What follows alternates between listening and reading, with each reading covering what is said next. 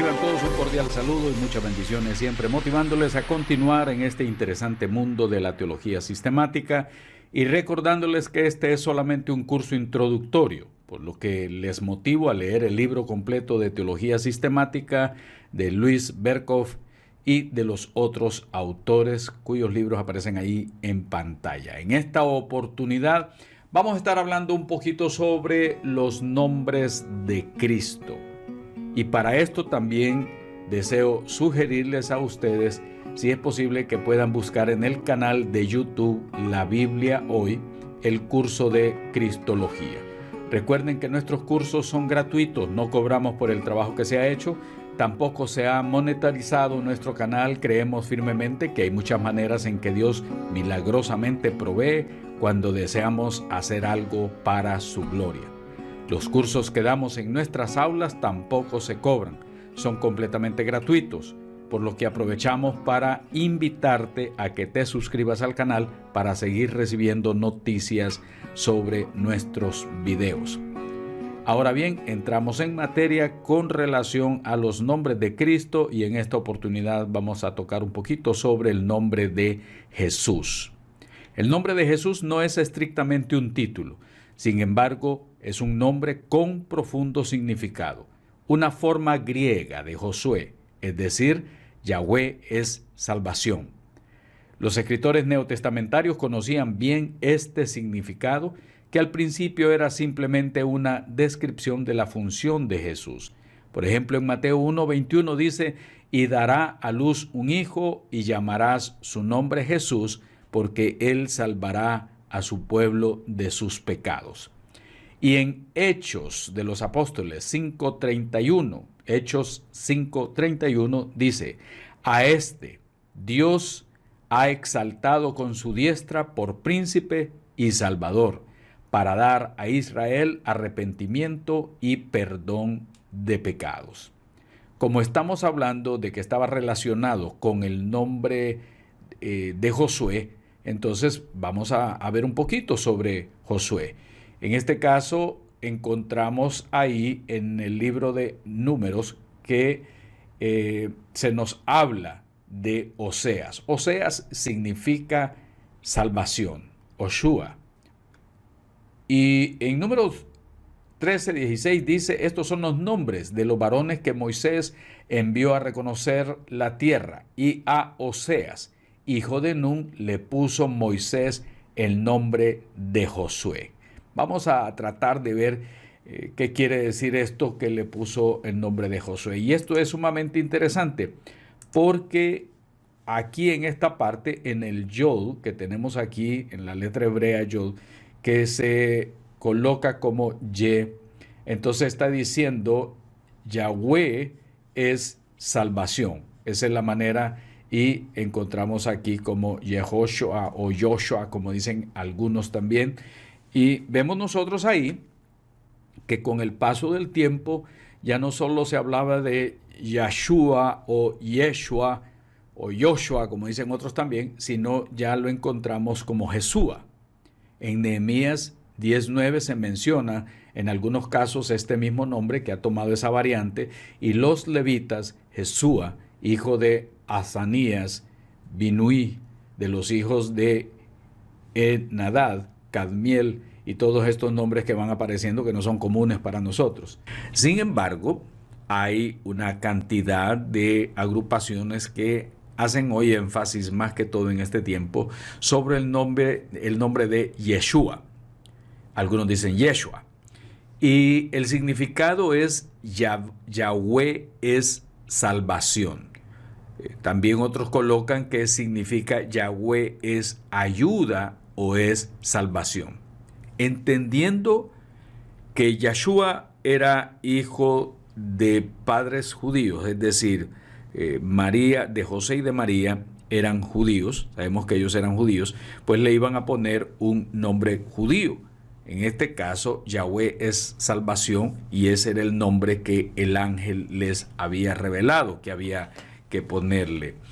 Pero, ¿qué es lo que sucede? Lo que sucede es que debido a la influencia griega, la palabra griega, Jesús, que ven ustedes ahí en pantalla, solo es un intento de transliterar la palabra hebrea Yeshua, que nosotros decimos Jesús, y que ustedes, como les decía anteriormente, significa Yahweh es ayuda o salvación.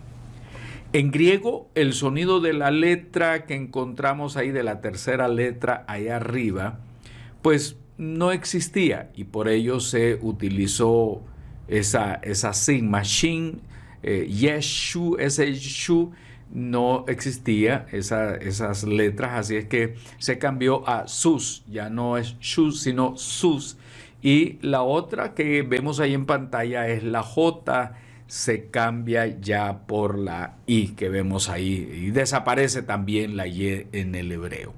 Así es que estas transliteraciones son las que nos han heredado el nombre de Jesús, pero sabemos muy bien que originalmente fue Yeshua.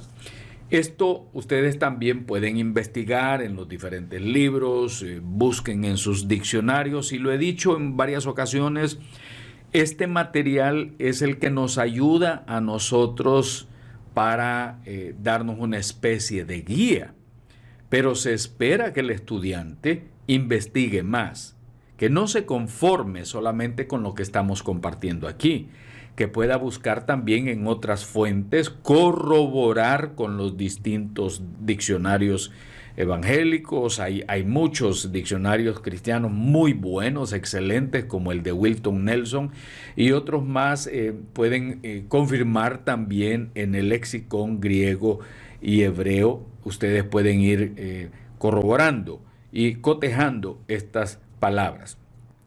Posiblemente ya habían otras personas con ese nombre, por supuesto, se mencionaban y se encuentran otros personajes con el nombre de Jesús, pero la forma de identificar a nuestro Salvador era Jesús de Nazaret, hijo de José y de María.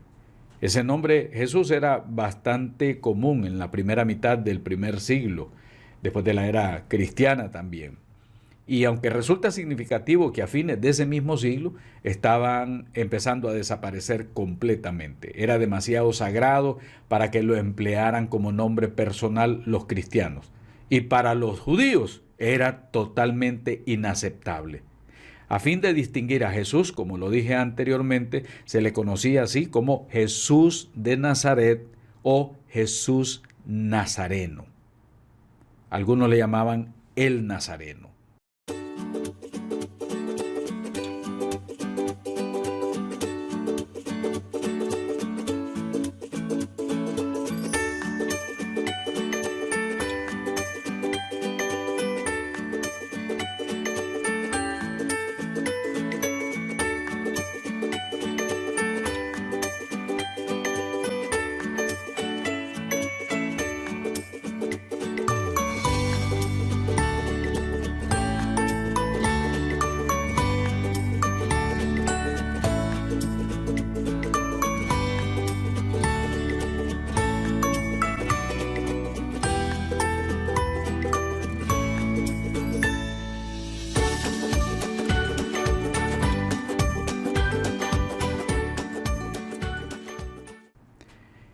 El uso de esta frase ha adquirido cierto significado teológico en vista de la similitud con la palabra nazareo.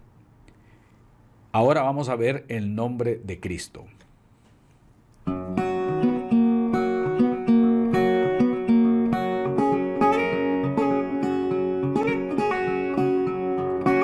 Si Jesús es el nombre personal, Cristo es el nombre oficial del Mesías. Cristo es el nombre oficial del Mesías. Es equivalente al Mashiach del Antiguo Testamento, derivado de Mashach, ungir. Y de este modo significa uno ungido. Los reyes y los sacerdotes regularmente eran ungidos, según Éxodo 29:7. Ungir era el símbolo de transferencia del Espíritu Santo a la persona consagrada.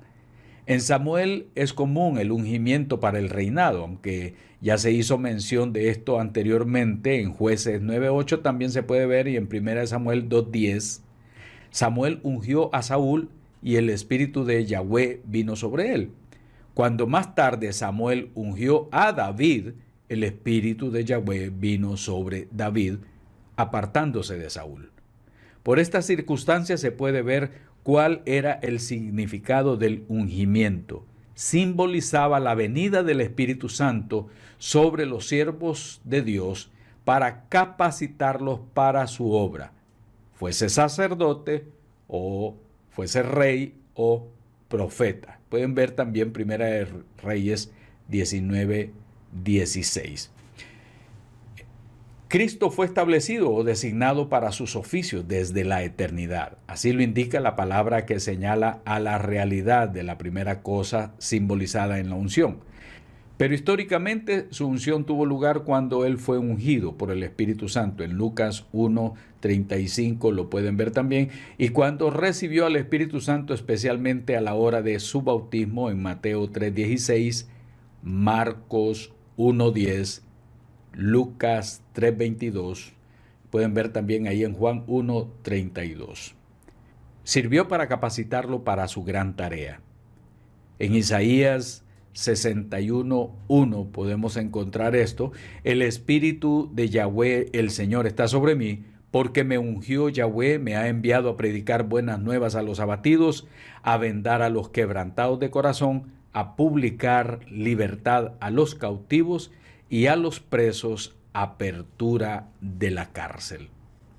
También encontramos que se dice que el Mesías está ungido por el mismo Espíritu del Señor, y en efecto, cuando Jesús entró en su ministerio mesiánico, el Espíritu descendió sobre él visiblemente. Ahí tenemos en pantalla Lucas 3:22, y descendió el Espíritu Santo sobre él en forma corporal como paloma, y vino una voz del cielo que decía: tú eres mi Hijo amado, en ti tengo complacencia. Encontramos pues que según esa palabra hebrea Ha-Mashiach, significa el ungido, el libertador, el Cristo. Pero esta palabra es importante verla en el español: el libertador. Esta que estamos aquí en pantalla, el libertador. Regularmente siempre en nuestras mentes tenemos la tradición el Cristo y pensamos en las procesiones, pensamos en el que está ahí en una cruz, en las paredes de los hospitales, de los funerales que se hacen y todo esto, pero se nos escapa esto que aparece aquí, este título de libertador. No solamente libertador del pecado, sino libertador de una conciencia esclavizada, de una conciencia oprimida, de una conciencia enajenada. Cuando el Mesías llega al corazón del ser humano, aclara sus pensamientos, transforma su mente y hace que la conducta de esa persona sea liberada completamente de las viejas costumbres del hombre de pecado, del ser viciado que nosotros hemos tenido. Así es que, dado que las profecías mesiánicas apuntaban más claramente a la simiente de David, el ungido, el Mashiach, primero llegó a ser una descripción, pero después el título del Mesías venidero. Es interesante todo esto porque los judíos estaban esperando un Mesías completamente diferente. Un Mesías que cumpliera ciertos requisitos, que trajera a la tierra cosas que fueran diferentes, como por ejemplo que en su tiempo, en el tiempo del Mesías, estuviera construido también o se estuviera construyendo el tercer templo. Y para la ortodoxia judía, el Mesías debería cumplir estas tareas: la construcción del tercer templo que tanto se habla, y ustedes pueden buscar ahí en las páginas del internet como la esperanza de muchos judíos, utilizando el pasaje de Ezequiel 37, el verso 26 al 28. También encontramos nosotros el hecho de que se puedan reunir todos los judíos a la tierra de Israel, Eretz Israel, que vengan ahí y decían: si el Mesías habrá de venir, entonces el tercer templo se estará construyendo, también se reunirán todos la gente todos los judíos volverán a la tierra de Israel, traerá una paz mundial, es decir, va a acabar el odio, la opresión, el sufrimiento, la enfermedad. Y ellos mismos decían, como está escrito en Isaías 2:7, una nación no levantará espada contra otra nación, y tampoco los hombres estudiarán más como para hacer la guerra. No van a estudiar más cómo hacer la guerra.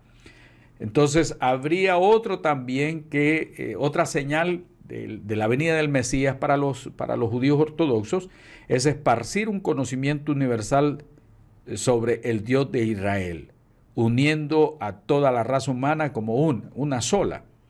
Como está escrito, Dios será rey sobre todo el mundo. Ese día Dios será uno y su nombre será uno, según dice Zacarías 14:9. El hecho histórico es que para los judíos ortodoxos Jesús no cumplió con ninguna de estas profecías mesiánicas. Él no participó en el tercer templo, los judíos no regresaron todos a la tierra de Israel, no hay una paz en el mundo, al contrario, hay mucha guerra, hay mucha hambre, mucho sufrimiento, mucho dolor, muchas enfermedades.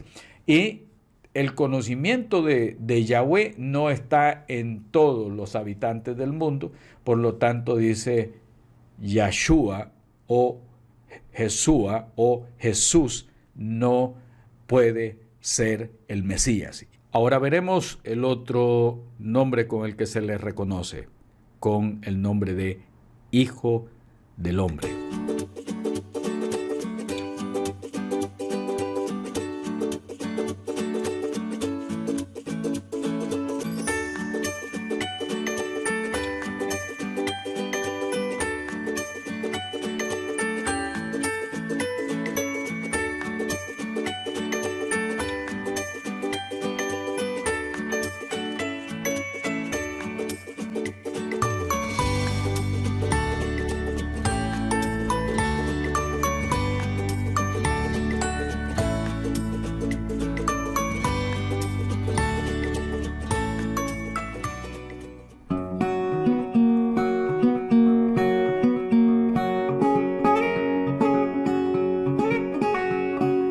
Jesús usó el título de Hijo del Hombre más que ningún otro para referirse a sí mismo.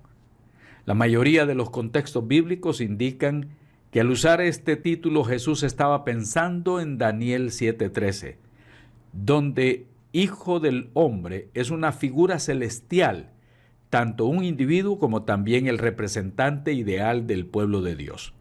En la tradición apocalíptica judía, este Hijo del Hombre es considerado como aquel preexistente que vendrá al fin de los siglos como juez y como luz a los gentiles. Bien lo dice Daniel 7:13, miraba yo en la visión de la noche, y he aquí con las nubes del cielo venía uno como un hijo de hombre, que vino hasta el anciano de días y le hicieron acercarse delante de él. Hijo del Hombre, término que aparece 82 veces en los evangelios con referencia a Jesús y solo 3 veces en el resto del Nuevo Testamento. Ustedes pueden confirmar en Hechos 7:56, Apocalipsis 1:13 y Apocalipsis 14:14. En los evangelios solo Jesús lo usa, a excepción de Juan 12:34. Era la manera en que prefería denominarse a sí mismo y a su ministerio mesiánico. En cuanto a Hijo del Hombre, encontramos nosotros su humildad y sacrificio, pero sobre todo encontramos en esta oportunidad la autoridad de él y el poder que él manifestó. A veces Jesús usó el título cuando hizo énfasis en su autoridad e hizo énfasis en su poder. Y pueden confirmarlo en Marcos 2, del 10 al 11 y también el versículo 18 y Lucas 12:19. En otras ocasiones, como lo estamos viendo en esta otra presentación, en otro slide, hizo énfasis en su humildad y sacrificio. Humildad y sacrificio. Y dice Marcos 10:45, porque el Hijo del Hombre no vino para ser servido, sino para servir y dar su vida en rescate por muchos. Marcos 14:21 nos dice también: a la verdad el Hijo del Hombre va, según está escrito de él, mas ay de aquel hombre por quien el Hijo del Hombre es entregado. Bueno le fuera a ese hombre no haber nacido. Así es que cuando Jesús hablaba de sí mismo, usaba por sobre todas las cosas ese término Hijo del Hombre.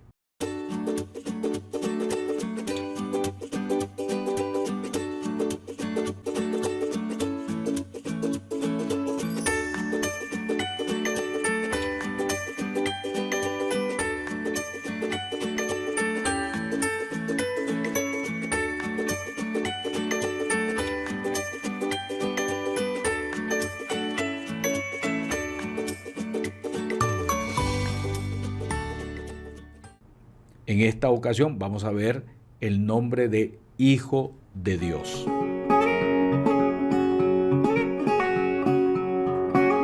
Aquí es donde la cosa se pone también interesante. El nombre Hijo de Dios, ya en el Antiguo Testamento, se le había aplicado al pueblo de Israel. En algunos momentos se le había aplicado también al rey prometido de la casa de David, como Hijo de Dios. En otros casos se usó esta palabra a los ángeles, aplicado a los ángeles y a los piadosos en general. Si queremos tener los textos, en la primera parte que se le aplicó el nombre de Hijo de Dios al pueblo de Israel, está en Éxodo 4:22, Jeremías 31:9 y Oseas 11:1. En cuanto a los oficiales de Israel, especialmente al rey prometido de la casa de David, podemos encontrar en 2 Samuel 7:14, en el Salmo 89:27, y podemos ver ahí también al primogénito, como menciona en el Salmo 89:27, yo también le pondré por primogénito el más excelso de los reyes de la tierra. En cuanto a los ángeles, encontramos en Job 1:6, en Job 2:1, encontramos también en el Salmo 29:1 y en el 89:6. En cuanto al pueblo piadoso en general, Génesis 6:2, Salmo 73:15 y Proverbios 14:26. En Israel adquirió el nombre un significado teocrático. En el Nuevo Testamento encontramos a Jesús apropiándose de este nombre y a otros que también se le concedieron a él. Recuerden que tenía el de Hijo del Hombre y aparece también en apropiación de el nombre Hijo de Dios. El nombre se aplica a Jesús en el sentido oficial o mesiánico, como una descripción del oficio más bien que de la naturaleza de Cristo. El Mesías pudo ser llamado Hijo de Dios como heredero y representante de Dios. Los demonios claramente entendieron al nombre en sentido mesiánico cuando se lo dieron a Jesús, y podemos ver en Lucas 8:27 al 28, donde dice: al llegar él a tierra, vino a su encuentro un hombre de la ciudad endemoniado desde hacía mucho tiempo, y no vestía ropa, ni moraba en casa, sino en sepulcros. Al ver a Jesús, lanzó un gran grito, y postrándose a sus pies, exclamó a gran voz: ¿qué tienes conmigo, Jesús, Hijo del Dios Altísimo? Te ruego que no me atormentes. Hasta en el mundo de los demonios se reconocía que Jesús era verdaderamente el Hijo de Dios y le temían increíblemente. Era un pánico, pavor al nombre de Jesús. Por eso ya vemos nosotros en las iglesias a los apóstoles decir en el nombre de Jesús. Y nosotros también, cuando hacemos alguna situación de liberación, decimos en el nombre de Jesucristo, en el nombre de Jesús. Porque en el mundo de las tinieblas, los demonios tienen pavor a ese nombre poderoso. En Juan 3:16 lo encontramos también claramente, en Juan 5 del 19 al 20. Él no es simplemente un hijo, sino es el Hijo. Por eso dice Juan 3:16, De tal manera amó Dios al mundo, que ha dado a su Hijo unigénito. Entonces estamos hablando de que no es un hijo, es el Hijo de Dios. Es para Juan el continuo trasfondo consciente de la vida de Jesús. El Hijo y el Padre son uno, según Juan 5:19 y el versículo 30 también. Son uno en voluntad, son uno en actividad, son uno en dar vida eterna. El Hijo está en el Padre y el Padre en el Hijo. El Hijo, lo mismo que el Padre, tiene vida y poder vivificante en sí mismo. El Padre ama al Hijo y le entrega todas las cosas en sus manos, dándole autoridad para juzgar. El título también implica una unidad de esencia y naturaleza con el Padre, unicidad de origen y preexistencia.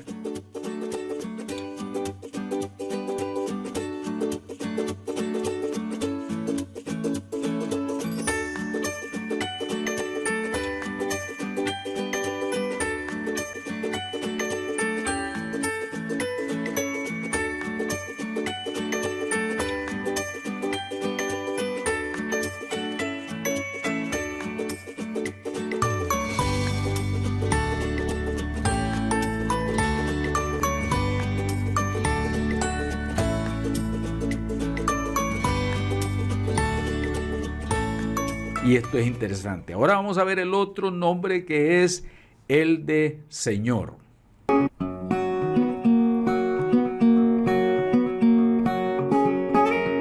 Kyrios significa Señor. Y el nombre Señor se aplicó a Dios en la versión de los 70, en la Septuaginta, cuando se hizo la traducción.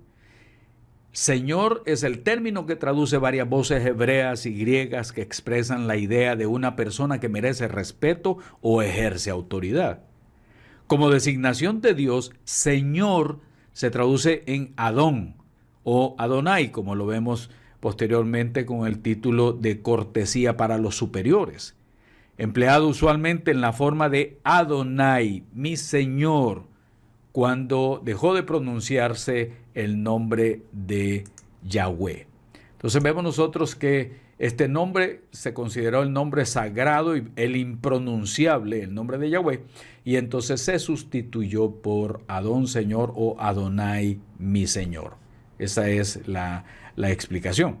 Luego encontramos nosotros ahí que Señor puede usarse también, número uno, como una forma cortés y respetuosa para dirigirse a Él.